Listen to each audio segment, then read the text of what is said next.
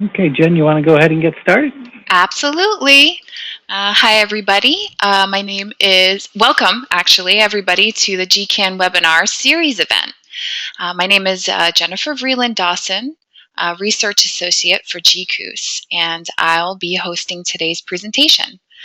And I would also like to introduce Dwight Gledhill, who helped organize the event today from NOAA's Ocean Acidification Program, and Taylor Armstrong, a Knaus Fellow at NOAA.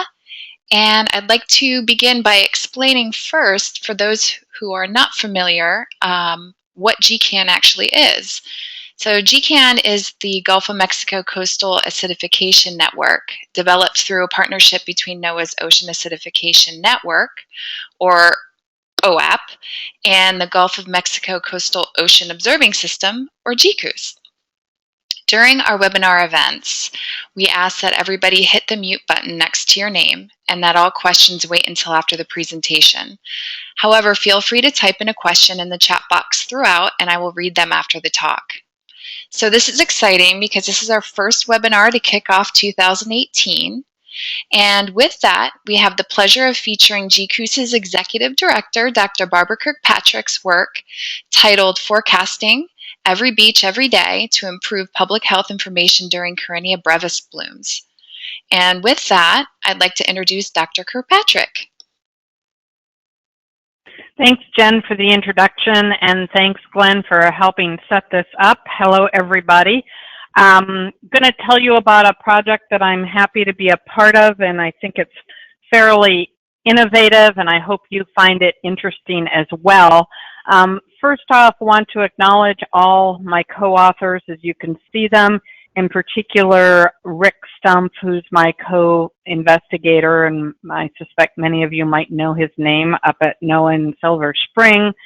He and I have worked together over the years, and this project is just another continuing collaboration that we've had over the years.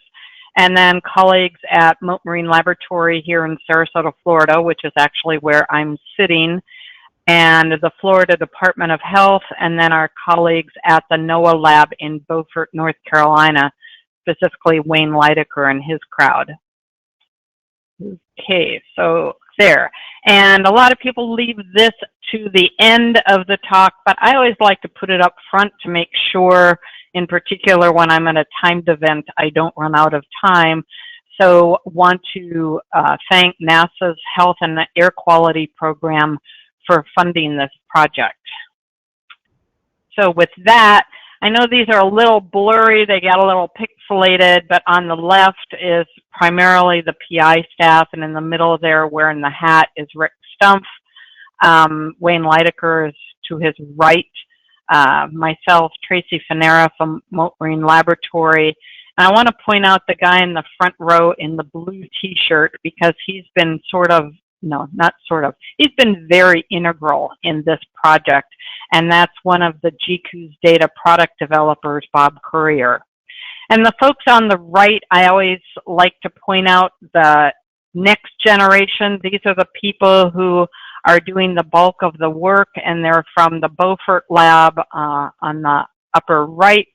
In the middle and the lower left are the folks at Mote Marine Laboratory in Sarasota, Florida, who've worked on the volunteer effort.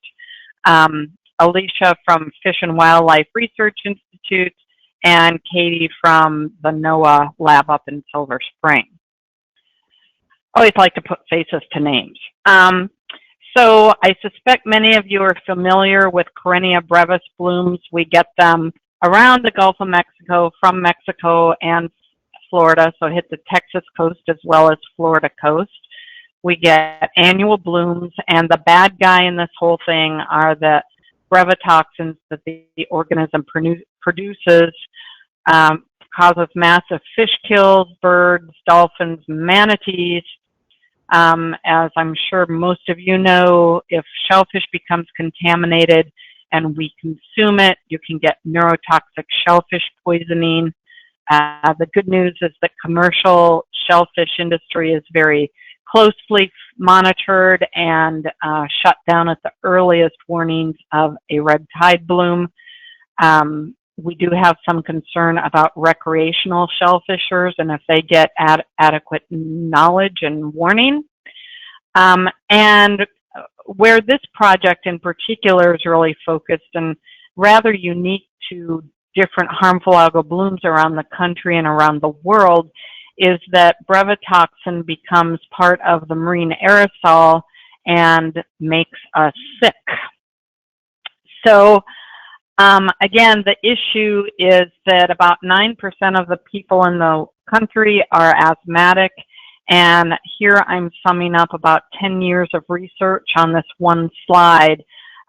We followed a group of asthmatics for 10 years here in Sarasota, Florida, asked them to come to the beach during a red tide and also during no red tide, or it was our control, if you will.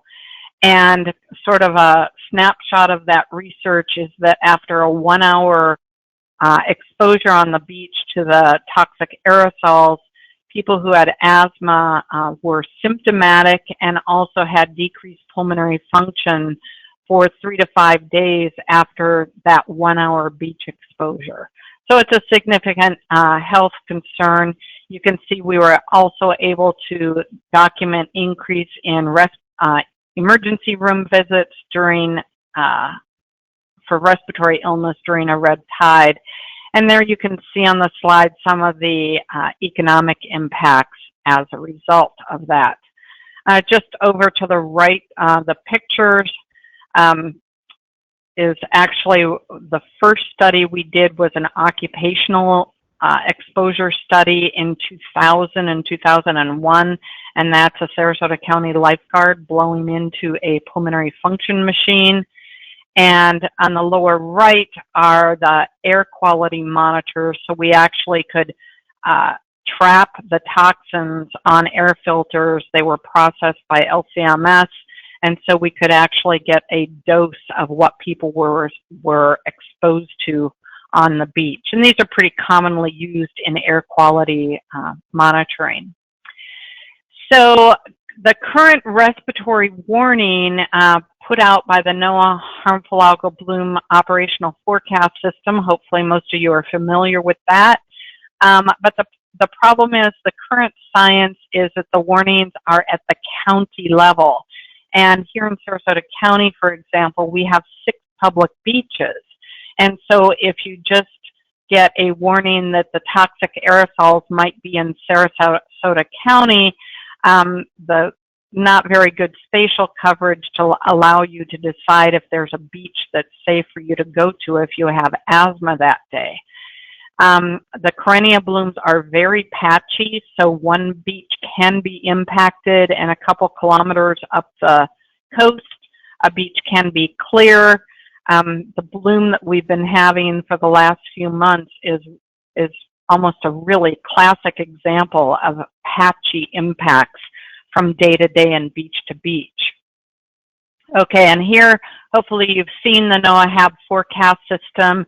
It went operational in 2004, and it was the first harmful algal bloom forecast to go operational. In other words, it moved from being a research product into an operational forecast product that's put out by co-ops. And the imagery is remote sensing showing a chlorophyll signature of a classic red tide bloom. Okay, so the strategy we took on this project, we want to get down to the beach level during a bloom so that we can predict what beaches are going to be impacted on a particular day.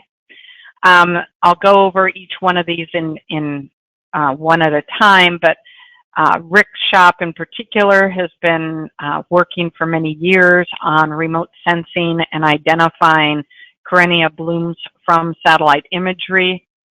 Then the boots on the ground part, if you will, is measuring cells and toxin concentrations so that we then can put it into a model and actually start forecasting ahead of time what impacts are going to be at a particular beach on Saturday or Sunday, etc.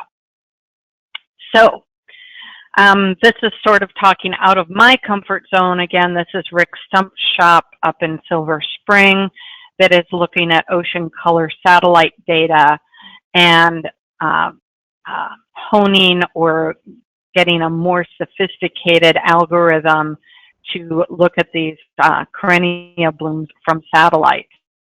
And they've done a fabulous job this year. Actually, the bloom that was initiated this year down to the south of us, down toward Sanibel, was found by Rick Shop on remote sensing before any field monitoring called it in.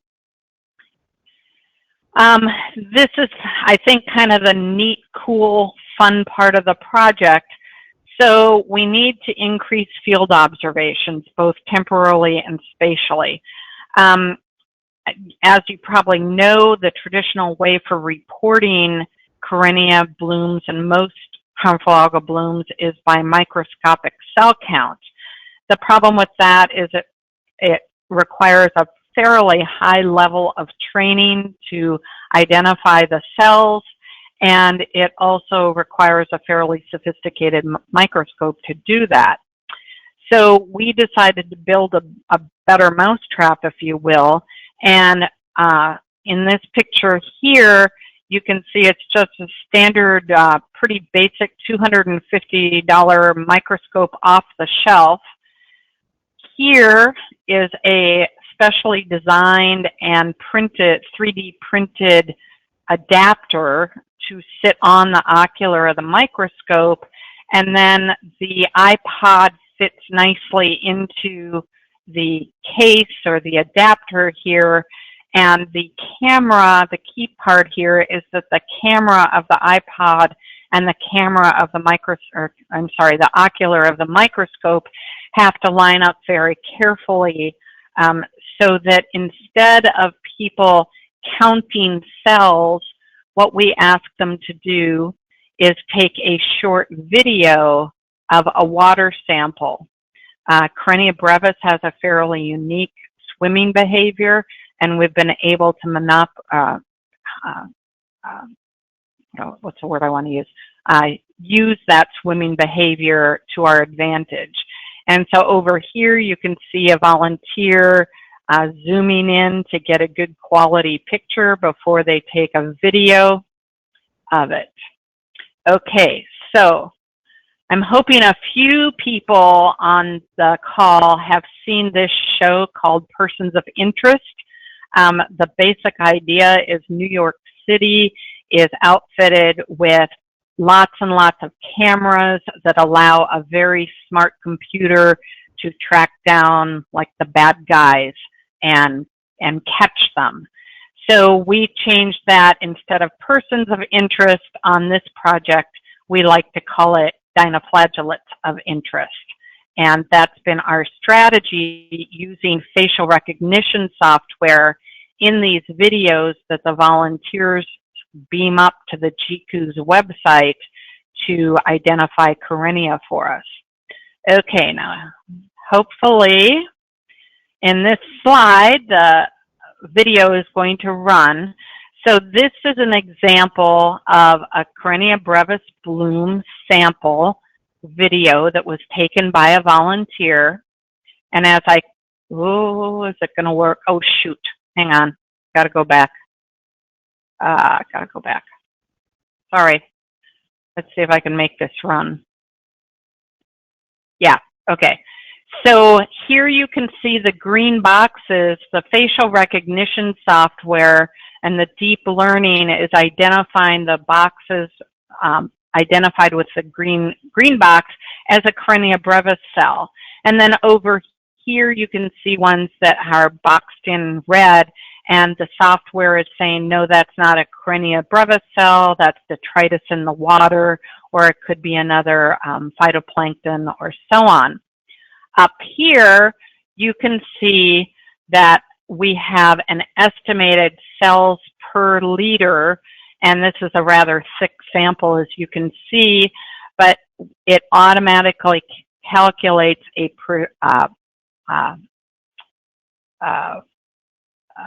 cell count for us. And I have to say, Bob Courier isn't able to join us on the call. He's the one who works the magic behind this. He's gotten into what's called deep learning and facial recognition software to allow this to happen. And I always get the question, well, how well does it work? And we're coming up with an R-squared of about 0.87 right now. This is when we use laboratory culture in compared to the videos. We're in the process of getting enough samples in wild culture so that we can hopefully replicate this same R-squared in this high correlation. So to compare traditional microscopic cell counts, that takes a trained microscopist probably 15 or 20 minutes to run one sample. This is someone who lives at the beach, who has a HABscope at their house. It takes about 5 minutes from going to the water sample to uploading the video to the GCOOS website. Okay, so, I didn't really have that much coffee today. So from there, again, Rick Shop takes it to improving the model by having improved field observations through the HABscope. They're then taking forecast winds at a much higher resolution that's been done before. And one of the key things we have found in the asthma study that we ran is that shoreline orientation really makes a big difference in the impacts from beach to beach. So you can see how our barrier islands, where our beaches are, run at an angle, and it really makes a difference on how the winds hit if you're going to be coughing and hacking and sneezing on any particular day. So they're ingesting that now into the forecast model. So our next steps are that this year we're in year 3 of a 3-year grant, and we're going operational. And in Sarasota County, we've been getting daily cell counts on every public beach from the volunteers that Mote Marine Laboratory has recruited and trained. We have been sharing that information right now with our colleagues at Florida Fish and Wildlife and Florida Department of Health for evaluation, and especially the Florida Department of Health is helping us with forecast messaging. And then the beach conditions reporting system run by Mote Marine Laboratory is our validation method on if we got the forecast right. We get feedback on if people were actually coughing at the beach or not. And so we've been a little careful and have not released this out to the general public at this point because we want to make sure that we're sending out as accurate of a forecast as we can before we go live with it publicly. And with that, with that, again, our whole goal is to minimize exposure to people at the beach to the brevetoxins, and that everybody goes to the beach, has a good time, and doesn't get sick, doesn't wind up in the emergency room because of a day at the beach. And with that, that's the end of my presentation. So I'll be happy to take questions or comments from the audience, and I thank you for your time. Thanks, Barb. That was a great presentation. Does anybody have any questions to start?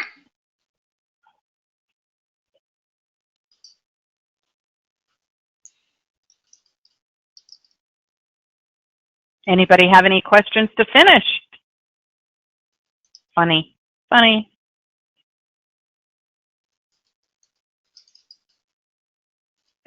So I'll make a comment while we're waiting for people to think of questions. One of the questions I usually get is, what is our limit of detection on the HABscope?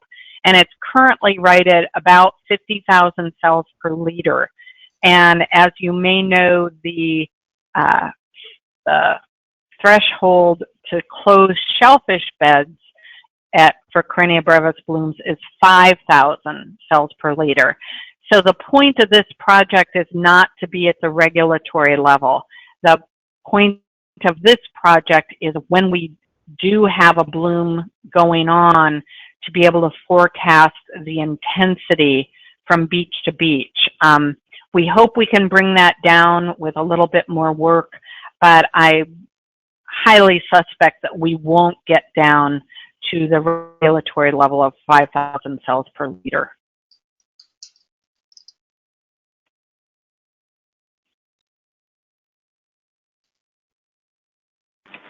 Barb. Hey, Barb. Oh, go ahead.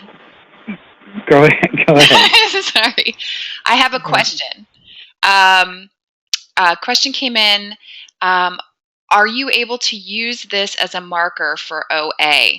I'm thinking that with some studies, OA and bloom studies, if there is maybe a some sort of future Yeah, possibility. so that's, I think, why we wanted to present this to this group, is to let you know that this effort is out there and how could it be collaborative or synergistic with OA studies. So be happy to talk to people, you know, at a further date, if after you've thought about it a little bit, how it could be useful to OA folks, or how we could work synergistically together. I guess synergy and together is kind of redundant, but.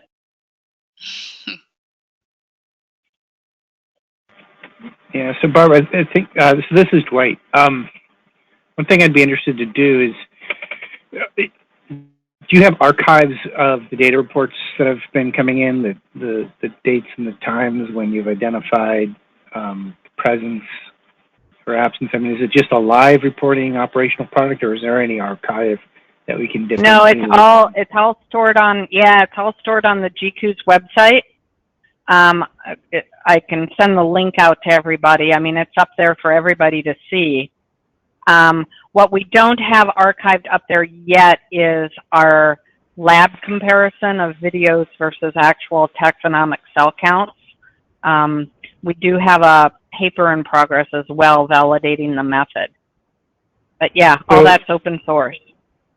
So one thing, is there any way, any data or information that's being collected regarding the toxicity level of these? So, I mean, there's an intersection with ocean acidification, as I've mentioned previously, there's some studies that have demonstrated influences on the toxicity level. So not the presence or the frequency of the occurrence of these events, but the actual toxicity of an event in relation to CO2. And so I'm wondering if so certainly we've got a series of geochemical surveys that have run through the Gulf, most recently the GOMEX cruise that's gone through, and there's an awful lot of ship of opportunity data that has got carbonate chemistry pretty well constrained along the system, in time and space. And so if we had information not just on presence or absence, but on toxicity levels, where would we look? I can send you some links, but in particular, probably the best data set, because as you know, toxicity is still run by LCMS, so there's a real lag time so far in getting that data. But the Sarasota County Health Department runs the Healthy Beaches program, you know, and that's mainly for fecal coliform monitoring, but they grab water for both cell counts and for toxin levels and take it to Moat Marine Lab, and Moat runs, and that's a nice data series. It's every Monday, and I think it's been going on for, don't quote me, but I think it's been about 5 years that they've been doing that every Monday. So it's a pretty strong data set. And there you would have toxicity, cell counts, and probably some environmental parameters as well. Is that what you're looking for? Yeah, that's actually very helpful. Thank you. Barb, we have a couple of questions. Yep. We have Sorry about that. We have a question. How expensive is your microscope iPhone setup? And is it cheap enough to put in a lot of houses? Yeah, so the whole outfit, which is the microscope, printing the 3D adapter is actually pretty inexpensive. The iPod and the power source is about $500. So you know, it's not trivial, but it's certainly not the cost of what most labs have as far as a high quality microscope. Our goal in this particular project is to get at least one volunteer from each public beach or living near each public beach in Sarasota so that we can really do the proof of concept. I should add that we did also train about 12 people in Texas. There's a group called the Texas Red Tide Rangers that we trained last August. And then in Texas, as you know, Hurricane Harvey hit with his 50 inches of rain, and we anticipated that there wouldn't be a Karenia Brevis bloom near shore with all that fresh water coming into the Gulf, and they didn't have a Karenia bloom. So we didn't quite get as robust of a data set because we'd hoped to get Florida and Texas in the same season.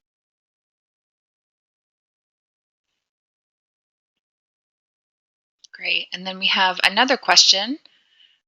Is GCOOS working with any other regions, example Socorro, to improve uniformity of HABs observing monitoring?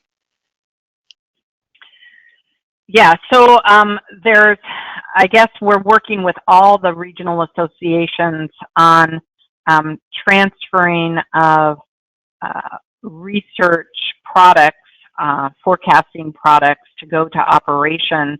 And actually last month we gave or maybe it was a few weeks ago, we gave a seminar to the Great Lakes. As you know, they have cyanobacteria blooms and have huge problems, and we're interested in to hear how we had approached it. We haven't been working with Socorro to date, but certainly entertain it if we can figure out some good synergy there.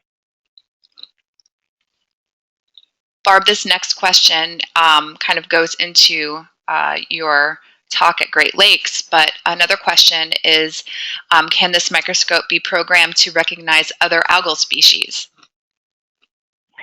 Yeah, great question. And Bob Courier, the guy who's doing the facial recognition software, we've actually been kind of like trying to hold him back and focus on the goals of this project first before he moves on to other species. A few colleagues have sent him. I think he's worked a little bit with some Alexandrium. I think we presented at the National HAB Symposium in Baltimore and had a HAB scope for demonstration. And I think at the end of the conference, there were about 12 species that people listed that they'd like Bob to work on. Depending on the size and the morphology of the critter, he thinks he can probably add quite a few to the library. So yeah, we believe it's portable to other parts of the country.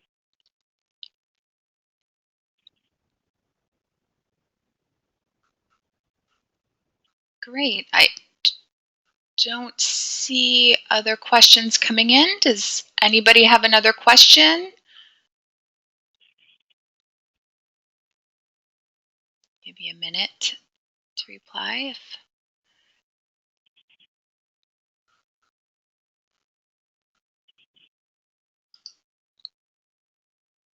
I think that's it.